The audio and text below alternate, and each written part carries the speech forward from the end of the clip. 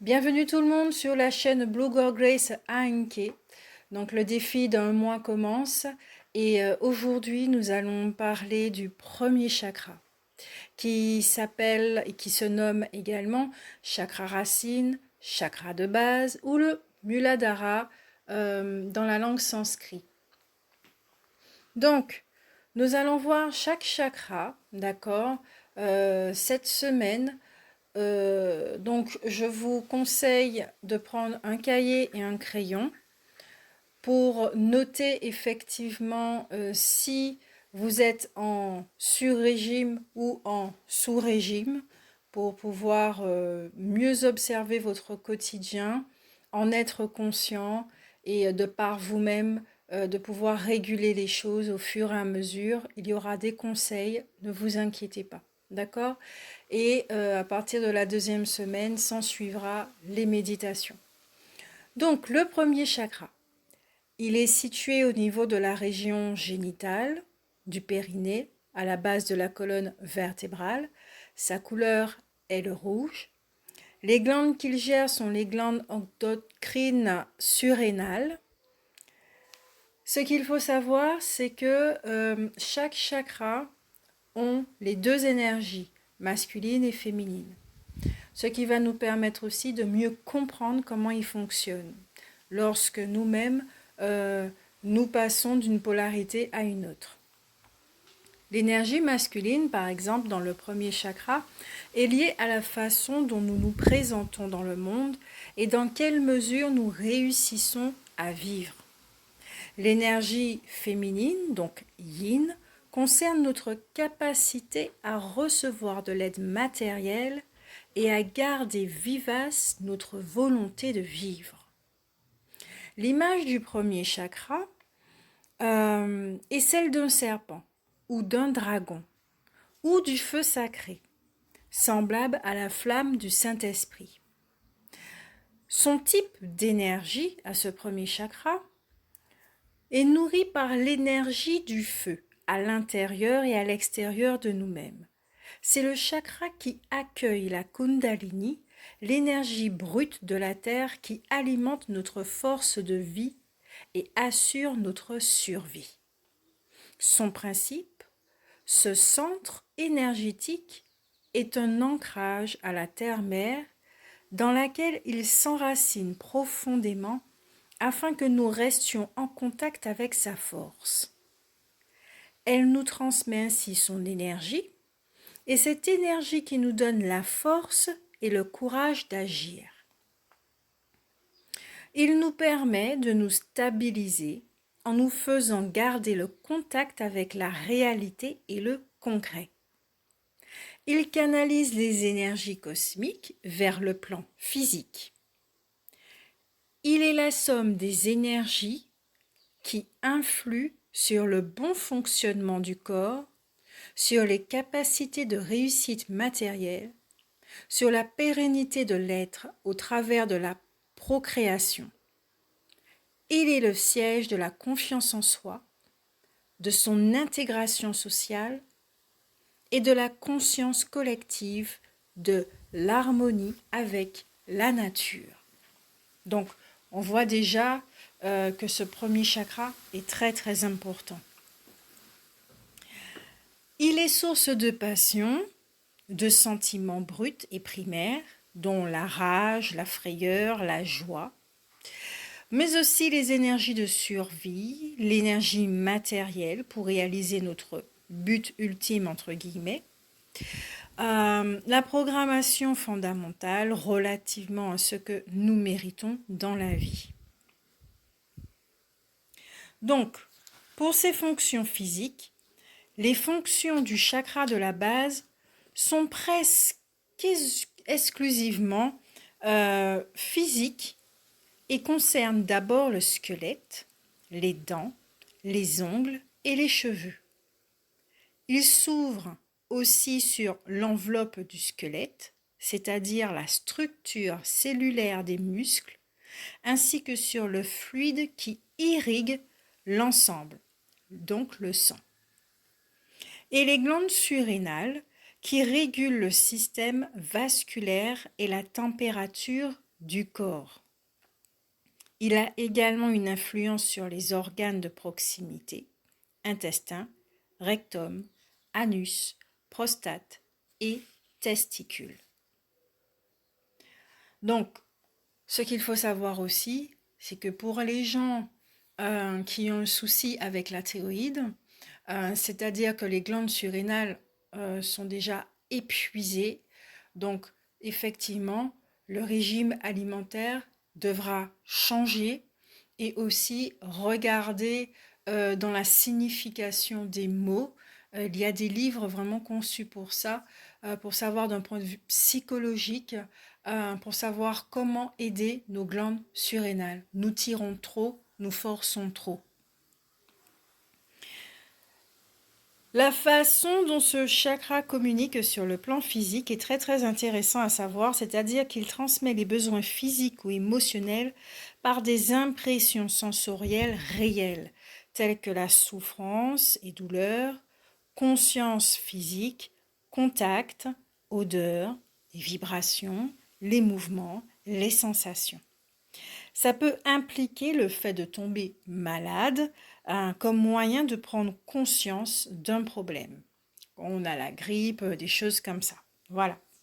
Ce qu'il faut savoir aussi, c'est que par ce chakra qui se forme de la conception au 6e mois de grossesse, c'est par là que l'héritage familial passe, se transmet, s'ancre, s'installe. D'accord? Et aussi que nos expériences jusqu'à l'âge de 7 ans sont imprimées à cet endroit, ce qui engendre la conscience ou le refoulement de nos sentiments les plus primaires. La communication psychique, parce qu'il a une façon aussi de communiquer par là, ça véhicule l'information concernant nos besoins mentaux, d'accord, par la sympathie physique. L'enregistrement des sensations physiques est basé sur le sentiment à partir de sources perçues comme étant absentes. Cela peut comprendre des douleurs physiques, des maladies et des sensations appartenant à quelqu'un d'autre, comme percevoir des odeurs, ressentir des nausées, des contacts et des vibrations semblant provenir de nulle part. Alors, on associe à ce chakra des aptitudes comme la psychométrie et la capacité de décoder des objets physiques. D'accord C'est-à-dire, en résumé, que c'est par ce chakra que oui, aussi, nous pouvons ressentir, vous savez, l'empathie. Nous pouvons ressentir les mots des autres. D'accord ? Il a une façon aussi de communiquer sur le plan intuitif. Donc, nous recevons, il reçoit et il envoie des sensations physiques qui nous amènent à examiner une question ou un besoin spirituel de l'âme et parfois à faire l'expérience d'une réalité imaginaire comme si nous y étions réellement. Même si ces expériences proviennent des énergies psychiques, elles comportent habituellement un apprentissage supérieur et appellent un changement important du mode de vie. Les impressions que nous avons de temps en temps, des expériences que nous pouvons vivre, voilà. Ce qu'il renferme. Alors, ça, il renferme des choses comme nos racines, dont les valeurs, les croyances et l'héritage familial, les sentiments d'origine au sujet de nous-mêmes, notre droit d'exister, notre droit d'occuper un espace, d'être aimé, d'obtenir que nos besoins soient comblés, la programmation affectant nos besoins essentiels dont l'argent, l'amour, aimer et être aimé, la sexualité, la nourriture, l'air, l'eau, l'hébergement, l'énergie matérielle pour accomplir notre raison d'être. Ce qu'il faut savoir aussi dans ce qu'il renferme, c'est par rapport aux blessures, d'accord, de l'âme que Lise Bourbeau a traitées. Donc, la blessure du rejet, hein, quand on n'a pas le droit d'exister, que l'amour n'existe pas, que personne nous aime, ces genres de choses qui provoquent automatiquement au niveau mental des énergies dites, pas des énergies, des pensées négatives, d'accord? Donc tout ça, on rumine et ça finit par créer des maux, créer des maladies, ok? Donc vous pouvez déjà à ce stade de la lecture voir chez vous que le premier chakra effectivement mérite votre attention. Alors, là nous passons à un autre niveau, c'est-à-dire qu'on va regarder la détection d'un surdimensionnement de ce chakra. Donc, nous avons tendance aux excès de plaisir physique et matériel, d'accumulation de biens, de course à la richesse, d'excès de table, d'abus de boissons alcoolisées et de tabac, obsession du sexe. Nous avons des tendances à l'égoïsme, manque de générosité, des tendances à l'hypertension artérielle, au cholestérol, aux triglycérides, à la surcharge pondérale, au malaise post-prandial et à l'alerte cardiaque. Nous avons aussi des tendances autoritaires, colériques et parfois violentes et de l'hyperactivité. Il n'est pas nécessaire d'avoir une accumulation de ces tendances, d'accord, donc d'avoir le tout ensemble pour diagnostiquer un surdimensionnement de ce chakra. Un seul suffit, d'accord. Donc, effectivement, un rééquilibrage est nécessaire par un travail sur le 7e et 6e chakra, donc l'élévation en spiritualité, ou sur le chakra du cœur, l'enrichissement en compassion, pour pouvoir rééquilibrer ce chakra. Ce qui est très très intéressant à savoir. Ensuite, lorsque il y a une détection de ce chakra qui est sous-actif, donc nous sommes en proie à de nombreuses peurs, mais surtout ce qui concerne au niveau de la survie, comme avoir peur de mourir, de tomber malade, de manquer, d'être abandonné, des changements, de la désorganisation, de perdre son job, de l'avenir, et on peut avoir peur aussi de lâcher prise. On n'a pas les pieds sur terre, on a du mal à se concentrer, tout est source de distraction ou occasion de ne pas faire. Donc on ne prend pas ses responsabilités. On les fuit, nous sommes dans la fuite. Les nuits sont agitées avec des sueurs nocturnes ou des cauchemars, d'accord. On peut avoir aussi des problèmes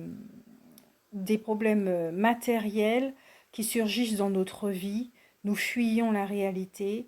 Le côté santé, on peut avoir des problèmes de dos, de troubles digestifs, des organes sexuels, perte d'odorat, des fibromes également, d'accord, de décalcification. Vraiment un problème de santé, quoi. Ça peut effectivement aller très très loin. Donc, savoir tout ça nous permet de nous prendre en main. Au niveau des problèmes, donc là, nous sommes plus en sous-activité ou suractivité. C'est les problèmes tout simples de base, d'accord. C'est dépendance et compulsion.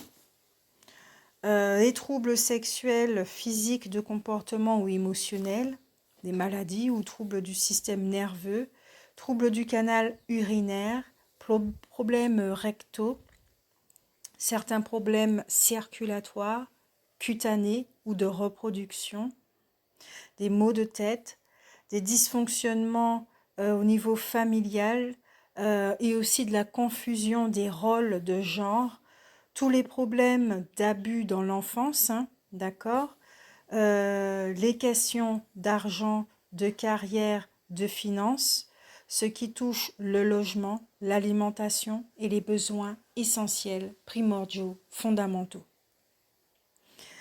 Les dépendances peuvent comprendre l'abus d'alcool, les drogues dures, le sexe, le jeu, la suralimentation, un besoin insatiable de viande rouge et de produits laitiers. D'accord? Vous connaissez les drogues.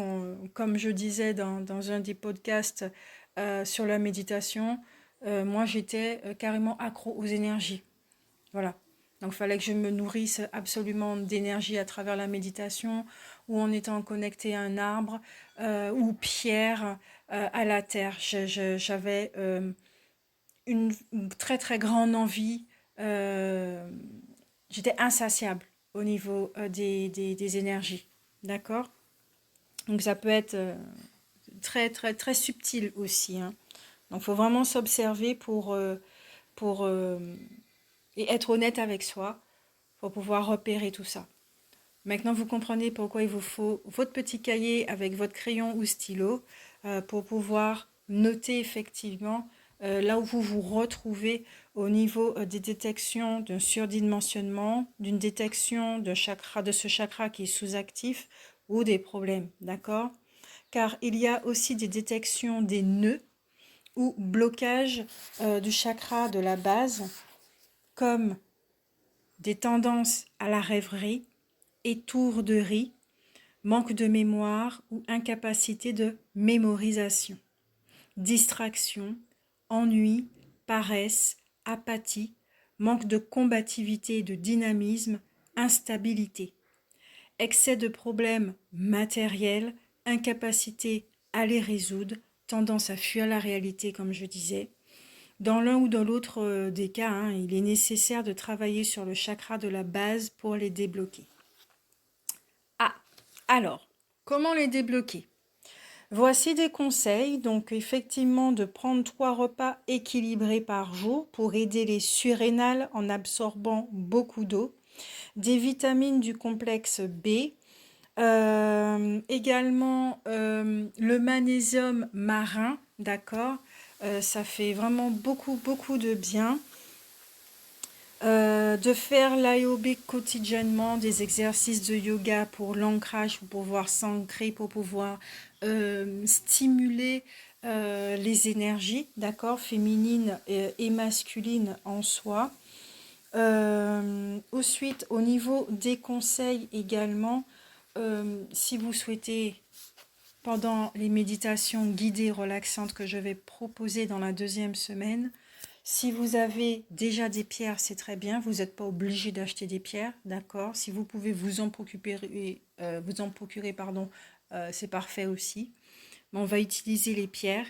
Donc, pour le déblocage des nœuds, les pierres essentiellement rouges ou marron rouge, comme l'agate rouge, bois silificié, euh, le corail, la cornaline, le crocoïte, j'ai toujours du mal avec ce mot, le grenat pyrope et almandin, héliotrope, l'hématite, la jaspe rouge, l'heure de fer, la pierre de soleil, nous avons quoi encore en rouge?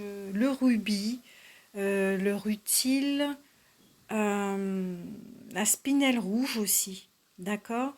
Pour un enracinement à la terre. Alors déjà, ces pierres que j'ai citées vont permettre les déblocages, de pouvoir réguler tout ça. Et pour pouvoir enraciner à la terre, nous avons les pierres d'un brun foncé à noir, comme le morion, les obsidiennes, l'onyx noir, les quartz enfumés. Et puis, voilà. Donc, ce qu'on ne dit pas, d'accord, c'est que tout ce qui est d'ordre obsidienne et l'onyx noir, les capricornes, pour les capricornes, leur pierre, effectivement, c'est l'onyx noir. Ce qu'il faut savoir, c'est que ces pierres nous mettent face à nous-mêmes. Donc, au niveau mental, on va être de plus en plus conscient de l'ambiance qui règne. D'accord? Si nous sommes en conflit, si nous sommes beaucoup plus dans la négativité, dans la jalousie, dans ces genres de choses.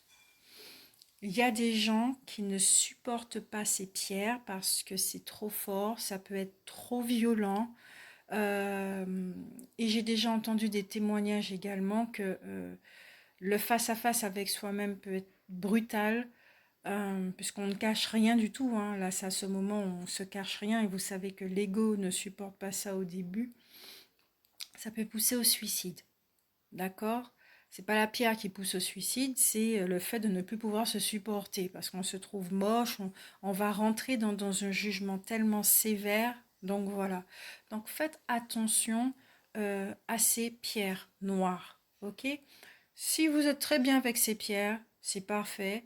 Oubliez ce que j'ai dit. Ne rentrez pas ça dans votre mental, ça servira à rien du tout. Mais pour ceux qui n'ont pas l'habitude, et puis parce qu'ils ont entendu l'obsidienne, c'est une pierre très très forte au niveau de la protection, qui vont s'en procurer. Sachez aussi pour, comme on appelle, les effets seconds. D'accord? Donc, si vous avez une de ces pierres pour l'enracinement, si vous avez une de ces pierres pour les déblocages des nœuds, je vous invite lors des méditations à les avoir avec vous. Maintenant, ce qui va se passer, c'est que l'exercice qui sera donné pendant 24 heures, au bout de 24 heures, on va passer au deuxième chakra. Donc là, vous avez 24 heures pour pouvoir observer chez vous si votre premier chakra est aligné ou surdimensionné, donc suractif, sous-actif, s'il y a des nœuds ou des blocages. Vous allez pouvoir aussi observer au fur et à mesure des autres jours, hein, quotidiennement chez vous, de quels sont vos mécanismes justement par rapport à ce sous-effectif ou sur-régime, nœud ou blocage.